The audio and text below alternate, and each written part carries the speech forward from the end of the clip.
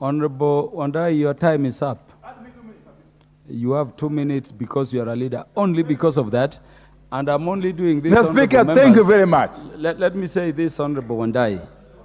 Honorable Wandai, this is an adjournment motion. It was not timed, so based on interest, it can go up to 9. That is why I'm requesting members not to unduly intervene, because each member speaks for only 5 minutes. All of you can speaking anything, so long as nothing is out of order. So accommodate one another as much as possible. We have all the time for all members I see in the House. Proceed. Mr. Speaker, we are seeing now other busybodies taking cue from the Mavoko incident. We have heard that equally there is a possibility of people being evicted in Njiru.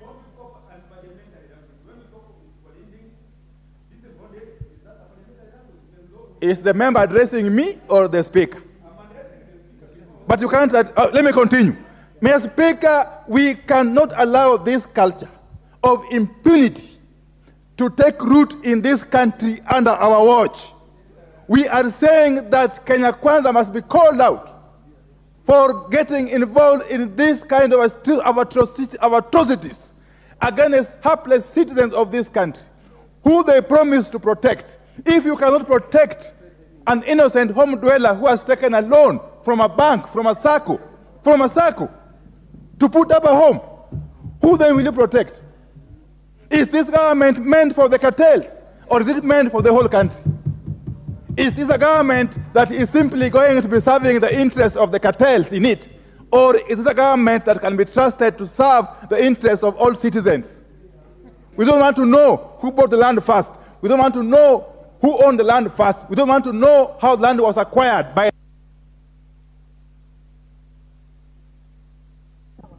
Honorable Patrick Macau. Oh, sorry. Thank you, Mr. Speaker.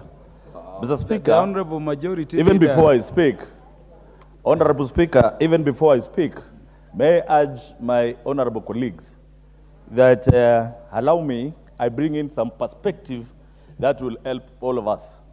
In our language, we say the believed does not speak a lot. But today, I want to bring some history about this land of Mavoko. And I urge Kenyans, we approach this issue with a lot of sobriety, no emotions, because it's going to address a lot of evils from all the agencies that are concerned with land dealings in this country. Mr. Speaker, I am the MP Mavoko, and I want to tell this House, I have institutional memory of that constituency. And not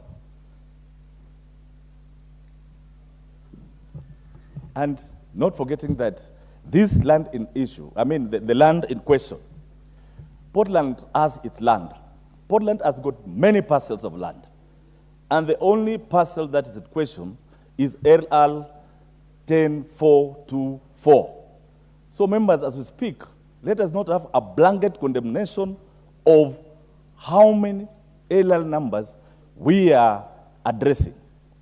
The demolitions happened on LL number 10424. Honorable Speaker, members remember who are here on the 11th, during the 11th Parliament, that I brought a petition in this House requiring the Committee on Lands to have Portland surrender its mined land with letters which were signed by the board, and they agreed that they have had 2,000 acres that they have mined, and they are ready to surrender to the local community. Honorable members, one thing we should understand is once land is surrendered, as per Article 67, it goes back to NLC, National Lands Commission, who in turn surrenders it to the local county government of that area. Then the local county government of that area decides the land use. The LL number I brought here was 8786, stroke 144, 145, and 146. And Mr. Speaker, we agreed with Portland, and it was agreed by even the then Committee of Lands, Department of Lands, led by Honorable Mwiru, that they were ready. We went ahead, NLSC agreed, the then Interior Minister, Mr. Ngaiseri, agreed, and that was agreed that they're going to give out the land. Mr. Speaker, however, during that time, the LL 10464 was in existence. However, and I want members to note, this land in question was owned or was claimed by Portland and Aimima Kenya. Aimima Kenya had a title for that parcel of land summing to 4,298 acres. Mr. Speaker, we must ask ourselves, where did Portland get this land? I agree with speakers that this land belonged to the people of Machakos County before it was allocated to Portland. Now, there must have been people who are living there.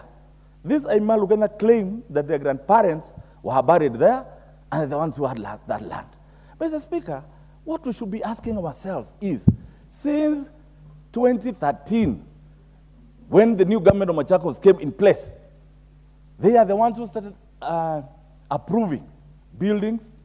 They were collecting rates from the same parcel of land. Mr. Speaker, today you know you cannot open a file in any county government without ownership documents. Mr. Speaker, and that's why I'm saying there is no way you can build in any municipal or city in this town without approvals from the county. Now, if since 2013 to 2023, the county government of Machakos has been approving these houses, at what point did Portland know that it was not their land? Number two, these were two entities competing for one land, Aimima Lukenya and Portland. Now, if this case went to court, for the court to determine who are the rightful owners of this land, Mr. Speaker, the owners of these houses had, and they claimed on national television that they went to banks using the same title, they were given loans, they were being used by county governments for approvals, they went for search, and they were coming out with the right title deed. Mr. Chairman, I condemn with the strongest terms possible the demolition.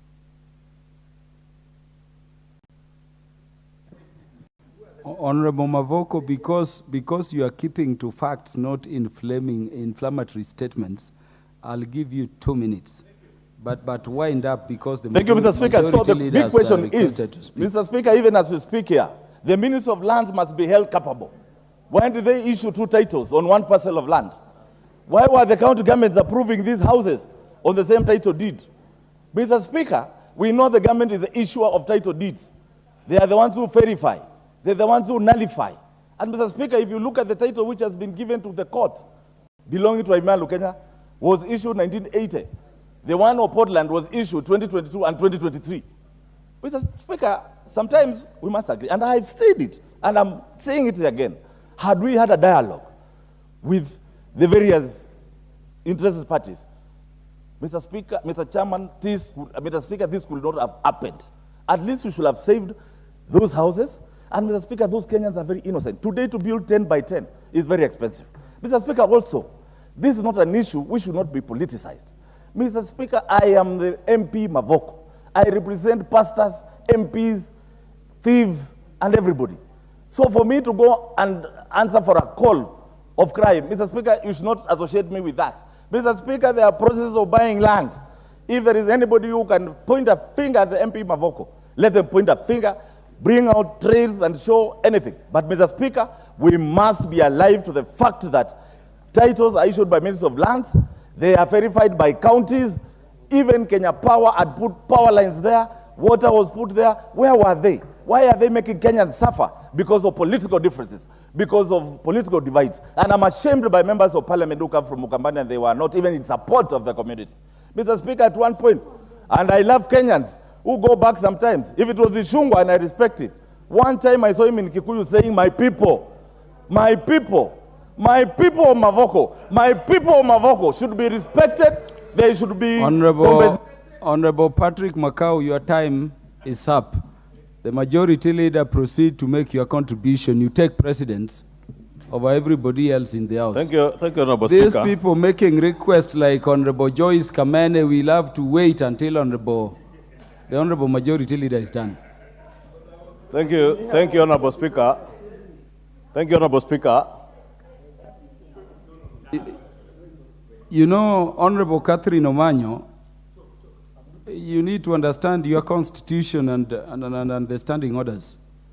It does not matter how long you've been in the house. When the majority leader and the minority leader come in, everything stops until they're done. Proceed, Honorable Ichung'wah. Thank you, Honorable Speaker. I hope she's well advised. Honorable Speaker, let me first say the Honorable Member for Mavoko had started very well, but has finished in a very unfortunate manner by attempting to disparage members of parliament who represent their people on the basis of their ethnicity, that those who are from Ukambani. It's rather unfortunate, and we should not make this adjournment motion to be an issue to do with ethnicity or indeed political affiliation. And that is why I'm here, to debate on the adjournment motion. Honorable Speaker, I have listened keenly to what the two leaders, the leader of minority and the deputy, were saying, and I was listening to them from my office. And I'm rather perturbed, Honorable Speaker, that senior leaders like the leader of minority can say that they do not care whether or not there was a court order, that you do not care who owned the land, you do not care who bought the land first ahead of who. And he speaks about atrocities.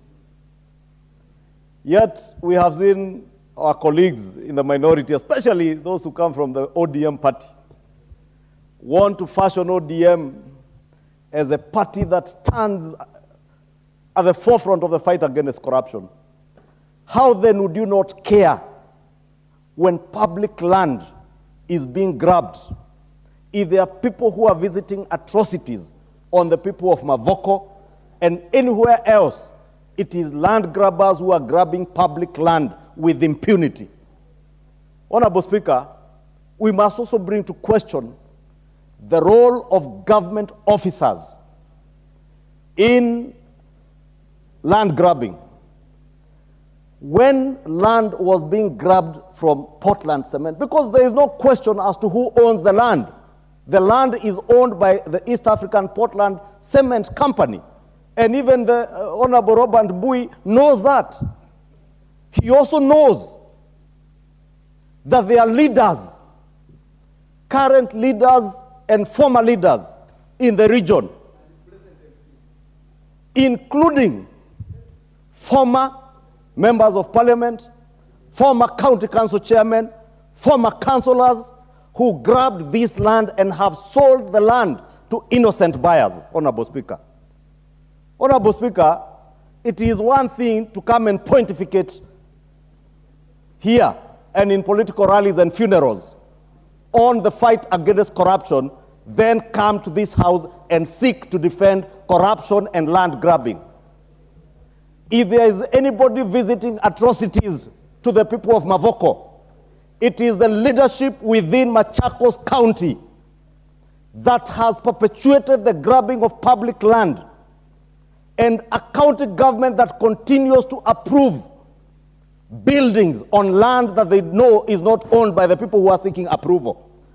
How did they build houses that are approved by the county government of Machakos without requisite ownership documents, including a title deed? Those are the people who have visited atrocities on the people of Machakos and Mavoko. The governor Machakos County, former chairman of county councils in Mavoko, like the member for Mavoko, who is a former chairman of the county council, must be held to account. They must tell the people of Kenya how and when was this land grabbed, what were their roles, because you cannot hide behind politics, as I have seen the Honorable Robert Mbui attempting to do in raising issues about where people are being evicted. Robert Mbui were with you in this house when the Uhuru Kenyatta government evicted people from Mathare on the Siwa.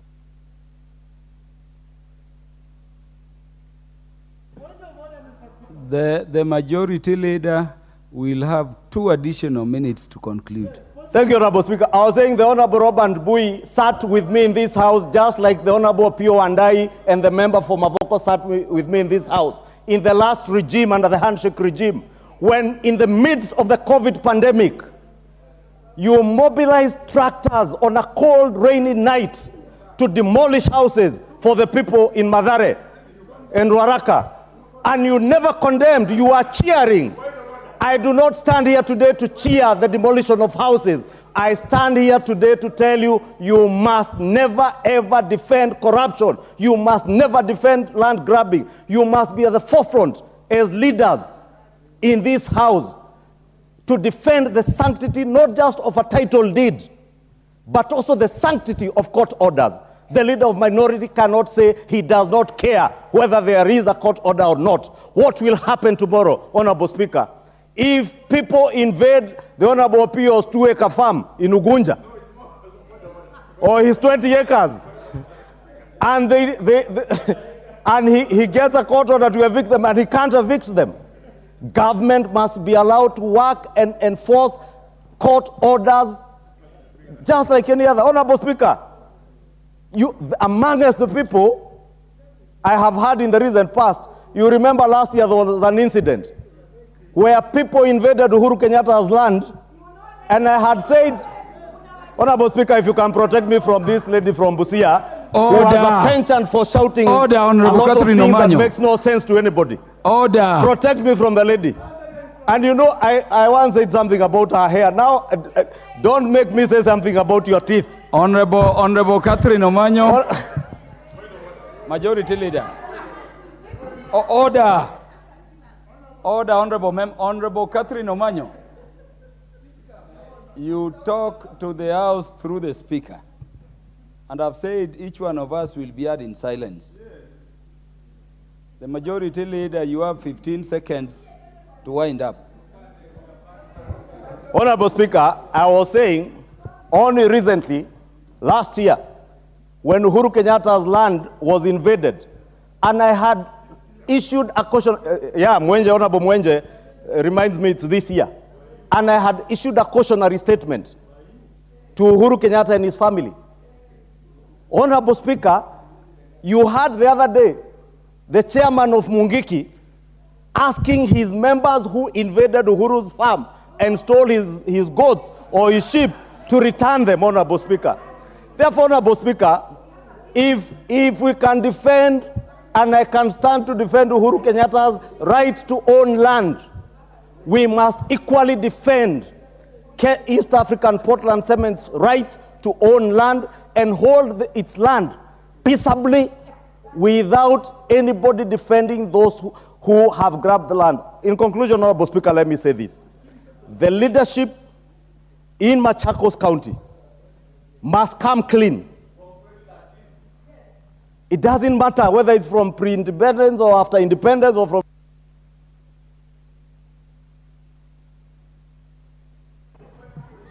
Honorable Makali Mulu.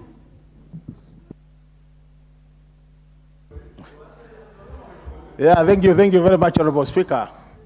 Honorable Speaker, let me also start by also conveying my sympathies to the families who suffered the demolitions.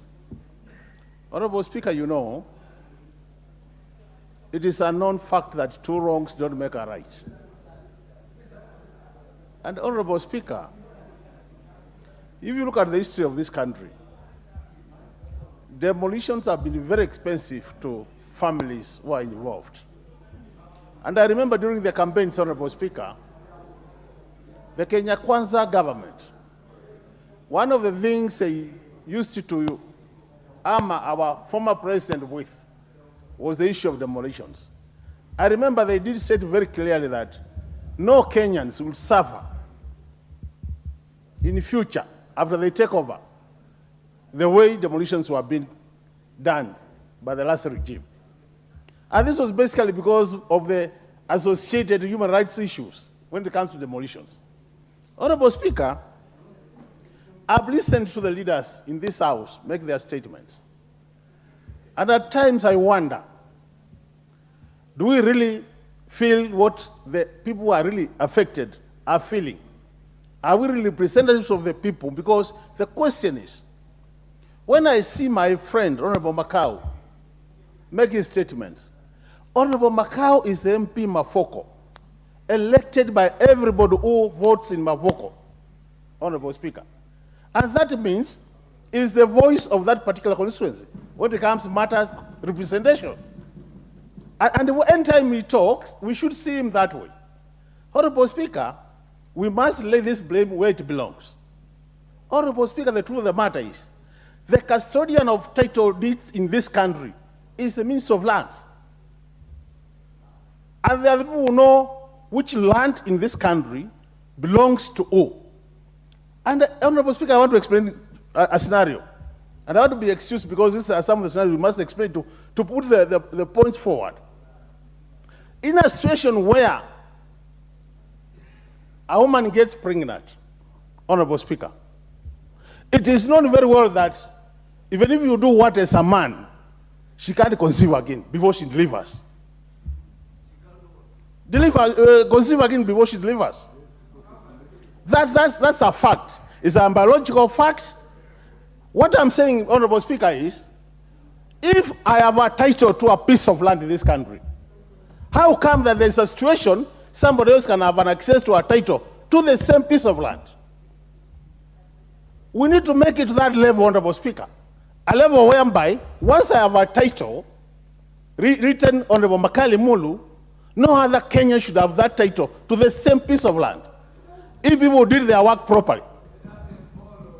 So the question is, I think time has come, Honorable Speaker, where us as leaders of this country, and I think, Honorable Speaker, every part of Kenya, every corner of Kenya is represented in this house. So, Honorable Speaker, when we make our statements, anytime we are discussing national issues, we need to bear in mind that the whole of Kenya is represented in this house. That's all I want to beg honorable members, that can we rise above our basic bipartisan approach to issues, matters political parties. The people of Mavoko, and I want to tell you for sure, very few Kambas had their houses demolished in that place. It is Kenyans who suffered, and these Kenyans come from all this part of country. It is Kenyans who suffered because they bought land. Yesterday, we did see, Honorable Speaker, the issue of Krema land in Rwai. People have built, they have been that land for over 10 years, 15 years, and then one day you are being told that title belongs to Lima family. And you also have your own title. So to me, I think, Majority Leader, what I want to plead with you, and this is not for this government only, I think we can do a review of what has happened in the past, and we establish who are the original title owners of the land, and once we establish that, Majority Leaders move to the future, we make sure that never again in the history of Kenya we'll have one piece of land having more than one title. If we go that way, we'll be helping Kenyans, and this country will be on the right direction. With those many remarks, I submit, Honorable Speaker, and I was asked to help the people of Mavoko, those who have lost their houses, they must be. By you. Honorable Moses Kirima to make his contributions. First and foremost is that I pass my sympathy to the people of Mavoko. Honestly, it's very sympathetic. It's a situation which every Kenyan should understand, especially the people who have been surviving on mager earnings. Because to put up a house to an extent of which I saw the kind of buildings which were being demolished, it was a sympathetic situation. But now, Mr. Speaker, sir, we must come to the point, who are responsible? Who made those Kenyans to suffer the way they have really suffered? We cannot just point fingers to a few, because by the time one comes to own land in Kenya, there is a process. I've been an advocate for quite a period, and I know very well that, one, you must have an agreement to possess a piece of land. When we have vendors and the purchasers, there must be an exchange of documents.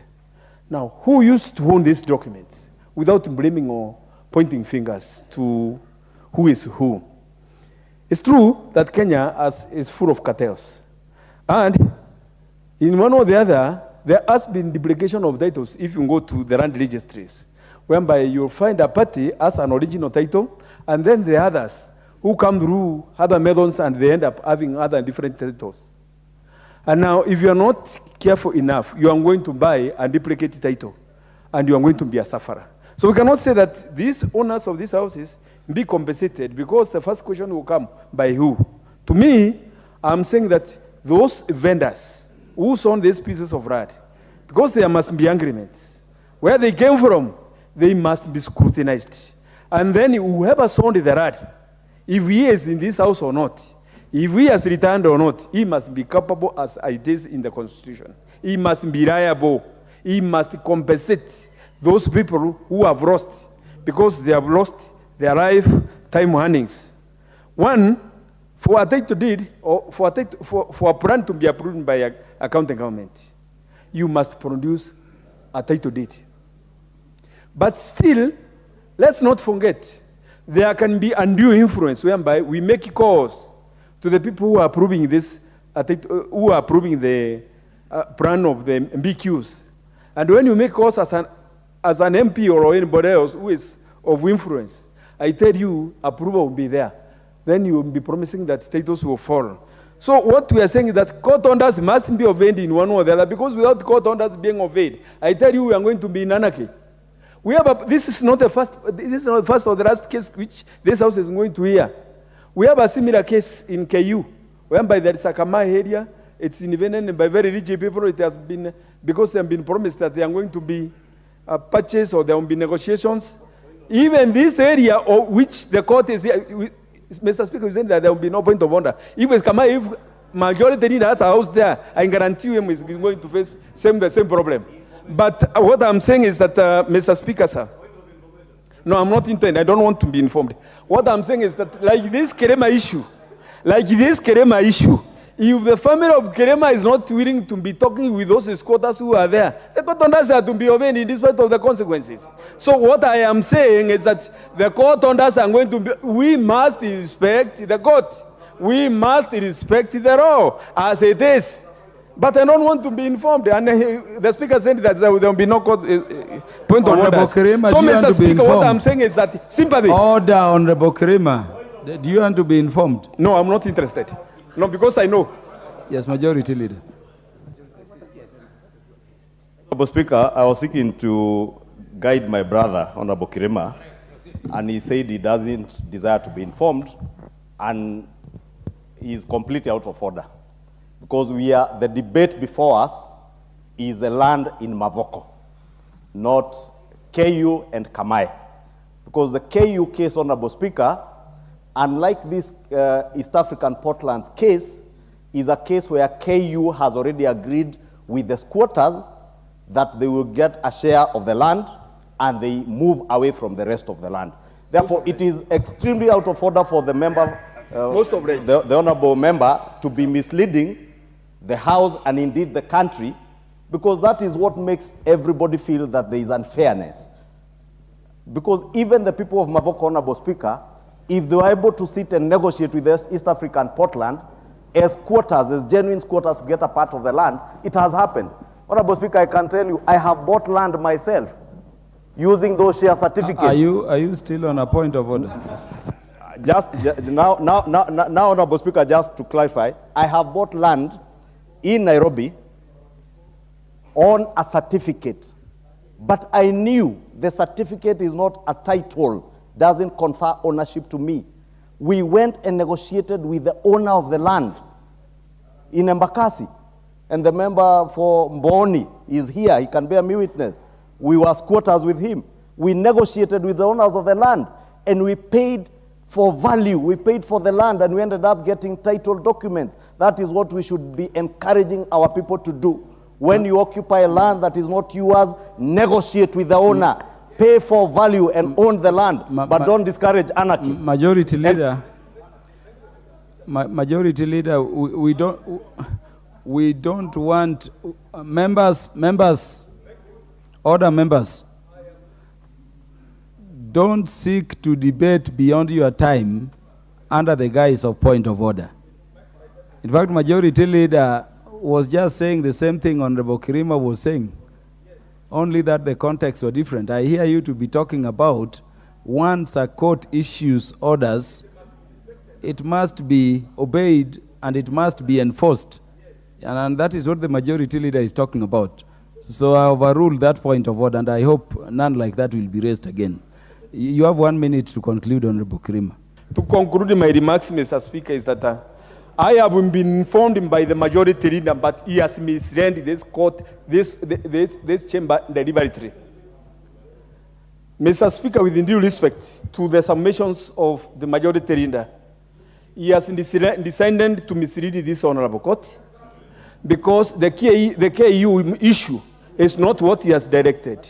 I'm so much sister of the matter that there is a section of the squatters which has negotiated with the KU, and that section is already taken care of. But there is another issue, there is another part which has high-rise buildings, and that one is a contention where KU is chasing them and they are refusing to move out. I don't know what Mwafrika and these other people, I don't know if they are owners there, but it is held by esteemed members of this society. But I'm saying, Mr. Speaker, unless we take care and honor the court orders, as my time was taken away by the majority leader, we are going to have the Zimbabwe. Honorable Nelson Wamboka.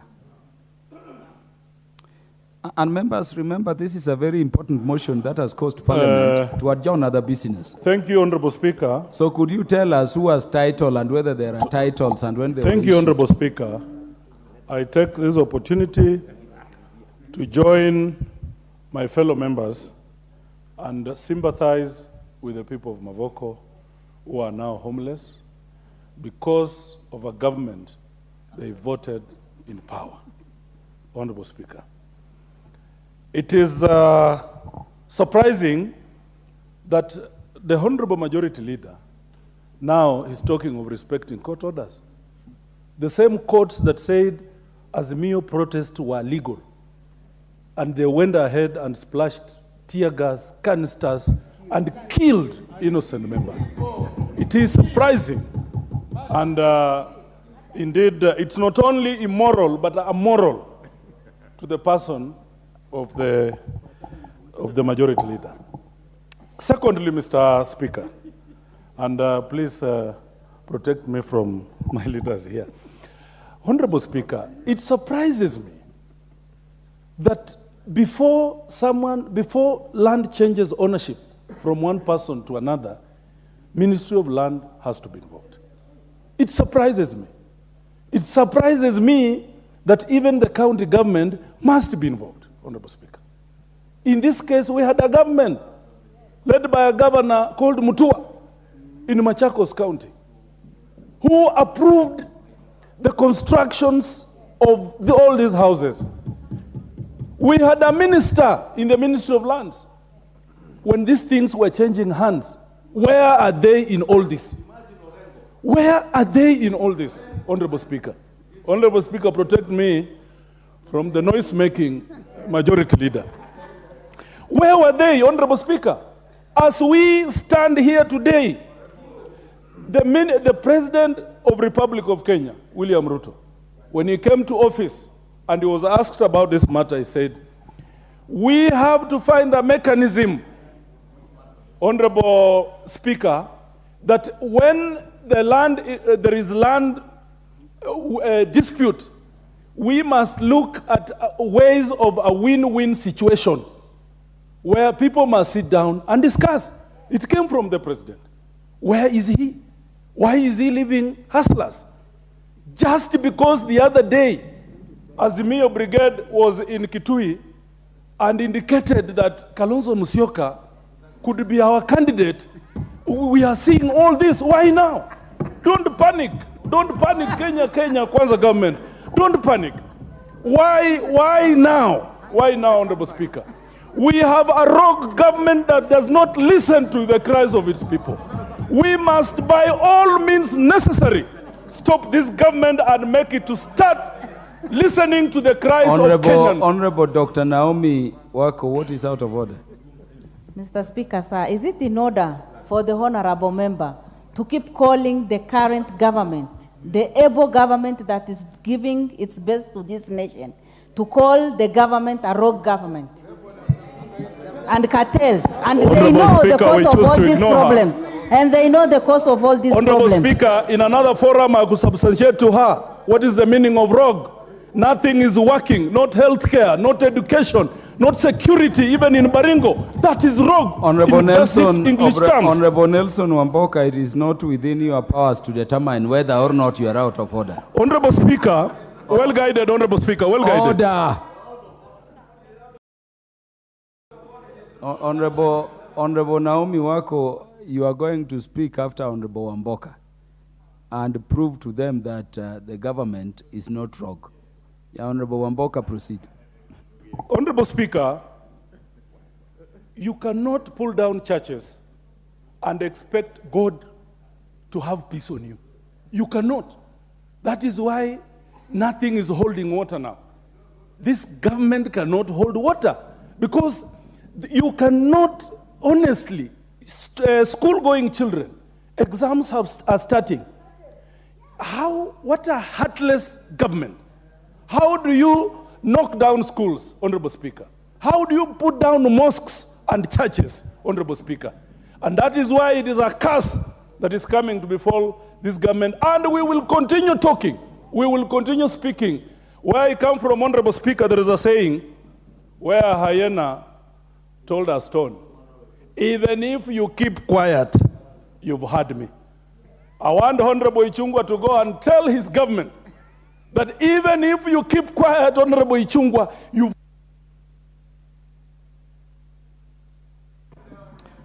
The Honorable Mary Emase, you are recognized.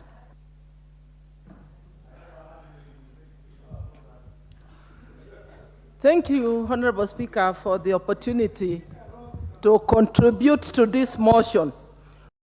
Honorable Speaker, protect me, I have to be heard in silence. Especially the leadership of the House on both sides. Would you consult in lower tones so that the members can speak to the matter? Thank you, Honorable Speaker. Honorable Speaker, I know land is a very emotive issue, and just from the onset, I also want to sympathize with the families of Mavoko. I am a resident of Mavoko. My MP has just said he leads leaders, he leads thieves and all. I also happen to be one of his constituents. But Honorable Speaker, we all know that every land has an owner. Every land has a rightful owner. And it is rightfully so through registration. And that is why it is legally recognized as such. But land grabbing in this country, not only in Mavoko, in many other places that have been cited in the past, has been in the increase over the years. And what is saddening is that the people who suffer the consequences of land grabbing are not the grabbers, are not the powerful individuals who grab the land, either directly or through proxies, and they sell this land or allocate it, illegally of course, to innocent Kenyans. And that is the case which has happened in Mavoko. What does this mean? This is a manifestation of a failed institution or institutions. And I'm surprised when my friend Honorable Wamboka was speaking and is referring to this government of William Samoei Ruto, the Kenya Kwanza government, yet we all know that these illegal allocations, grabbing, happened during the handshake government. I have just watched even some of the clips in the social media where some of the grabbers are actually pressurizing the individuals who've been allocated land to go build on it. So, Honorable Speaker, what I'm saying is, Honorable DCI Mishimboko, what is out of order? Inform Honorable Emase, it happened a long time from Honorable 2013. Mishimboko, you cannot inform Honorable Emase if she does not accept. So if you want to make contributions, sit down, you'll make your contributions thereafter. Proceed, Honorable Thank you, Mas. Honorable Speaker. Honorable Speaker, we have the oversight institutions. This matter simply needs to be brought to rest. Let EACC, DCI, look for the individuals, the powerful individuals who grabbed the land, because it is confirmed that the land belongs to Portland Cement. So the individuals who grabbed this land then allocated it to innocent Kenyans, and then they're trying to politicize, use the innocent Kenyans as a politics. That is unacceptable. Let them be looked for. Let those individuals in government offices, we are saying people must take responsibility. If you're given an opportunity to serve Kenyans in any capacity, you must take responsibility. You cannot approve land that does not belong to that individual and allow it to be legally allocated to another individual to suffer. And it is even happening with many other private land. You find an individual knowing that he has already sold land to someone else, continues to sell it to another person, In fact, the Committee on Land must look at the law and put very stringent, consequences, punitive, to deter any further, illegal allocations and preying on innocent Kenyans, and then we begin to use them as bait to politicize, to put ourselves into our cocoons, into our, ethnicity, bring our ethnicity in it. It has nothing to do with that. Our institutions must work. People must.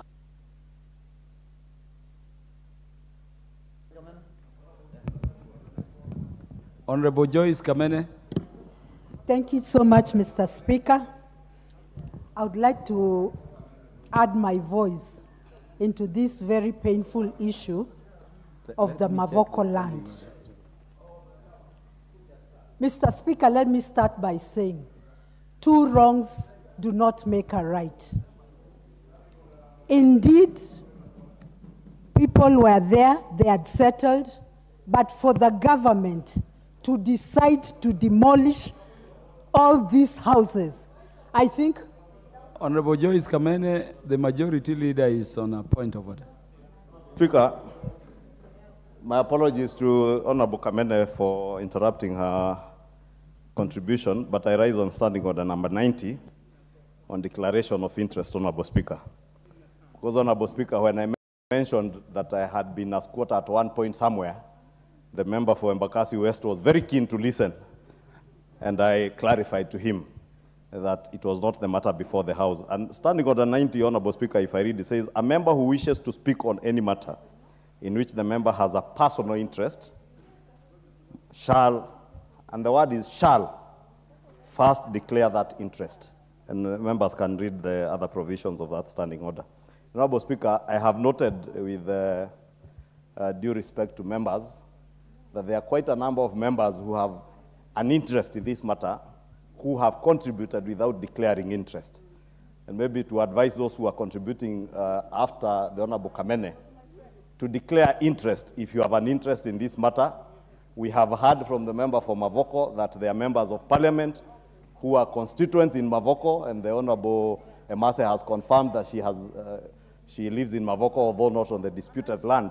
Therefore, those, Honorable Speaker, you must guide the House that those who have an interest, whether you live on this land or you have invested on this land, you must declare interest. And Honorable Speaker, because I came in after the member for Mavoko had begun his contribution, I did not rise. I should have risen at that point to ask the member for Mavoko that he ought to have declared interest, because he has a personal interest in this matter. You know, he has been summoned by the DCI on matters touching with this land, and he therefore ought to have declared interest before his contribution. I don't know whether he was summoned as a witness or as a suspect. He should have told us and informed the House, so that even as others contribute, they may contribute knowing whether they are addressing either someone who is of interest to DCI, as a suspect, as a witness. Honorable Speaker, I seek your guidance. Honorable Majority Leader, Honorable Patrick Mavoko, sit down. No, please sit down. You see, the enforcement of these standing orders of the House lies with the seat. So what the majority leader is doing is to, I think, assume that the Speaker is not aware of Standing Order number 90. the fact that the MP for Mavoko was at the Directorate of Criminal Investigation is a matter of public knowledge. And we would not demand he declares any interest unless that was the matter under discussion here. It's not the matter. Of course, he spoke and confirmed he's the member of parliament for the area. And he spoke with a lot of latitude about the details of the matter. I think unless you believe there is some interest which has not been disclosed by him in the contribution, let us allow members to proceed. In any event, Majority Leader, the contribution by the Honorable Patrick Mavoko is now water under the bridge. We are on Honorable Joyce Kamene. Yeah, under the standing orders, you don't raise, and this is a caution to all members. Don't stand on a point of order against a member who is done with speaking. I would consider it disorderly conduct, henceforth. Honorable Chair. Joyce Kamene, you will have your 5 minutes beginning now. Thank you. Gone off. Mr. Speaker, the majority has told us to declare, yes, I am a resident of Mavoko. And my biggest interest are the citizens and the residents of Mavoko. And it is of great concern, and it is very hurting. It is very painful because I visited the scene and saw the heinous way their houses were demolished. Young children, innocent children. In fact, the biggest concern right now would be the government telling us what it is doing about the children who are supposed to sit for their exams. And nothing has been done so far. They have not even had any interest to know what the outcome of those children is going to be. The second thing is this one, Portland. Portland, I think, does not even sell cement. The work of Portland is to make sure it's selling all this land. And it has been selling for the last 5 years. Portland has received more than 6 billion. And yet, it is the one which came in front of the committee saying that it's bankrupt and it wants to sell this land that now has been, houses have been demolished. Can Portland tell us who's using Portland? Who are these cartels that are using Portland? And have they become that evil to demolish a government that is talking about housing? We saw houses worth billions and billions going to the ground. What are they trying to tell us? We are saying this. The government has to compensate the people that were living in that land. It is the same government, and it has refused to devolve the land issue. All the titles are gotten from Nairobi. Why is it that those transactions are not done in Machakos and Mavoko? Because we also have our departments there. It is simple. We know the cartels that are behind this land and what they are planning to do, but they should remember this land is in Ukambani. And it is ours. And we are demanding it is ours, the people of Machakos County. And it is the CS in this current government who authorized and who okayed for those houses to be built. And this matter started in 2013. And we know very well what was happening in 2013 when two buddies who walked hand in hand in State House coordinating. I think when that love was there too much is when they decided to do what they have done, and that is why our people are suffering. I don't care what tribe they are, but they should not be treated the way we have seen them being treated. Can the government come up and do a plan of compensation for the people of Mavoko. And the land that is remaining, let it be reverted back to the county government because it is our land. And it is the government of Machakos who will decide on what to do. There's nothing like Portland. Tuliwapatia shamba, and the shamba is ours as Machakos County. Thank you so much, Mr. Speaker. Yeah, honorable members, how I wish you could have the spirit Honorable Makali Mulu spoke with. Because he spoke to a solution we can deliberate upon and provide in future. And so henceforth, could people tell us whether there are dual titles or there were single titles?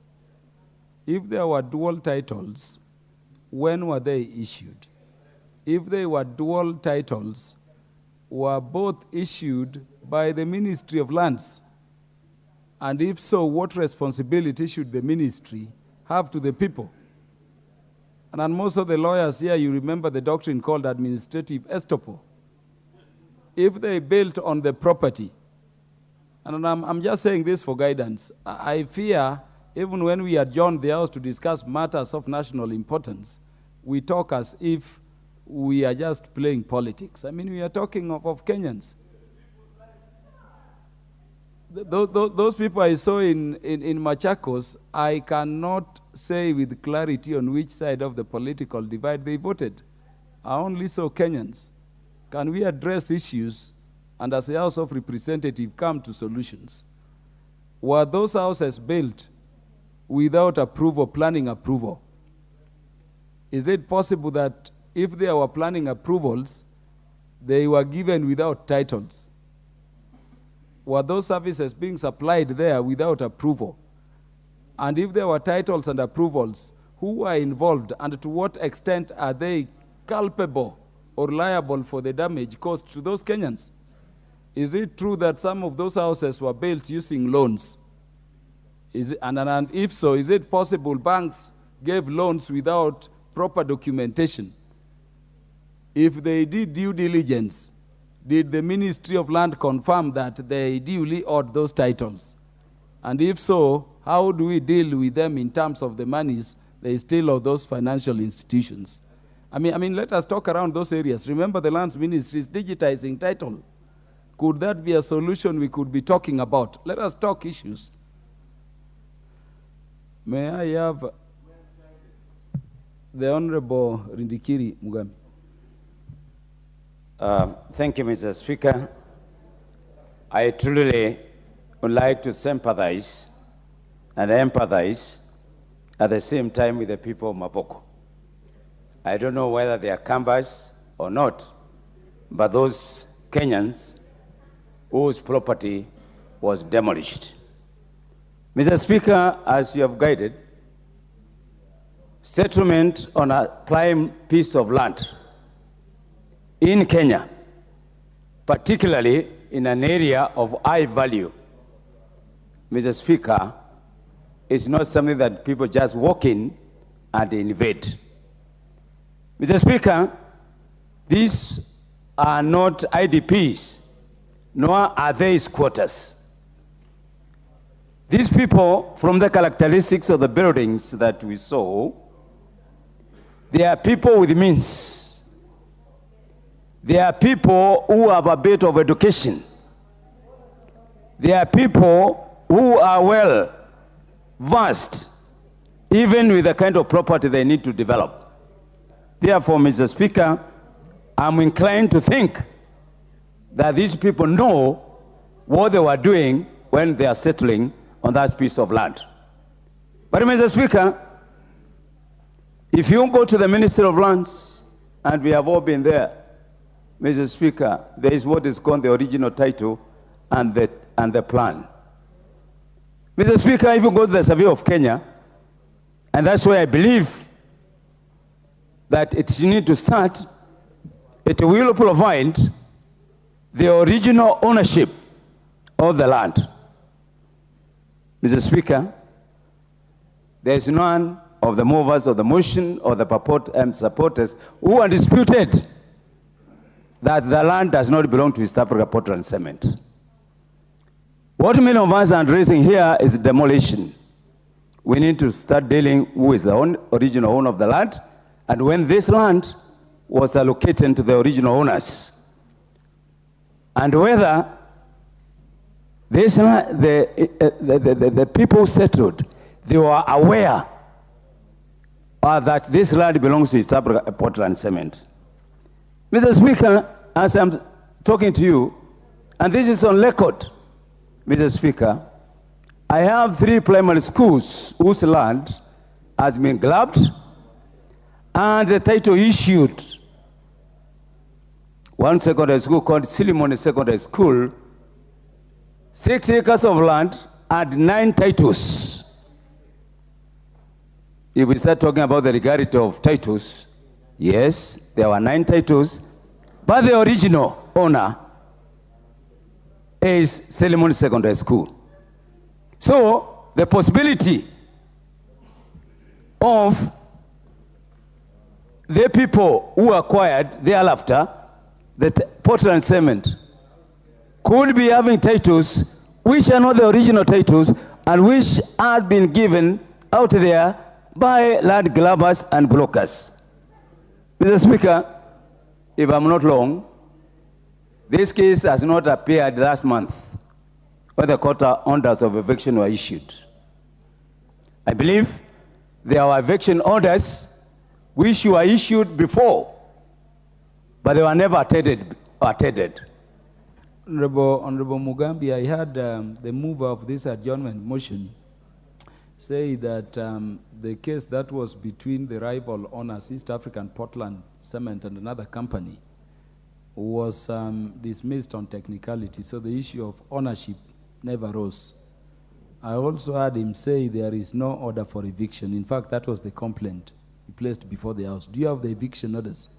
Thank you, Mr. Speaker. But what I'm saying is there could be lacons, because what we saw is the tailor-head representation of this, the houses represented by the party leader Kalonzo Musyoka on the tailor-head.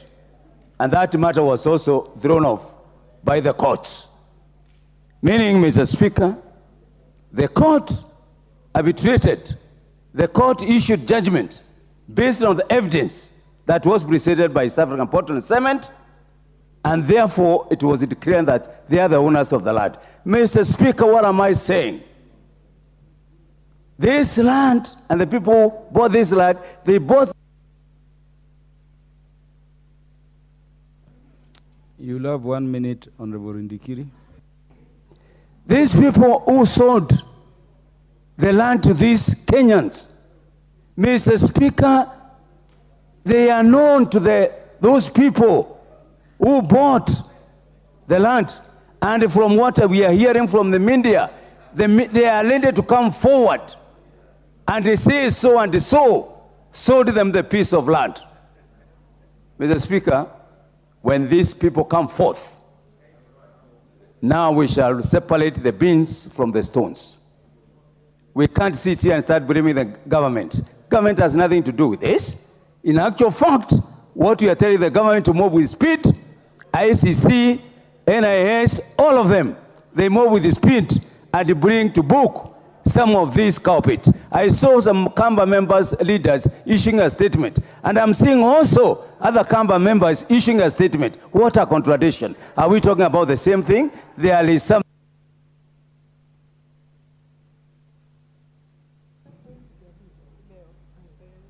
Honorable Charles Ngusia. Yes, Mr. Speaker, thank you very much for giving me this opportunity to add my voice on this dehumanizing act which has been committed by Kenyans, Mr. Speaker.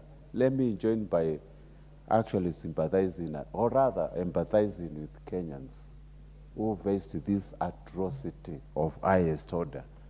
Mr. Speaker, we can all agree that the manner in which this demolition was done was totally dehumanizing, and people, executors actually committed atrocity of highest order we have ever witnessed in history of this country, Mr. Speaker, sir. When you look at the issue, we have been apportioning blame to very few people who are not even in any way under any capacity of assigning land, like the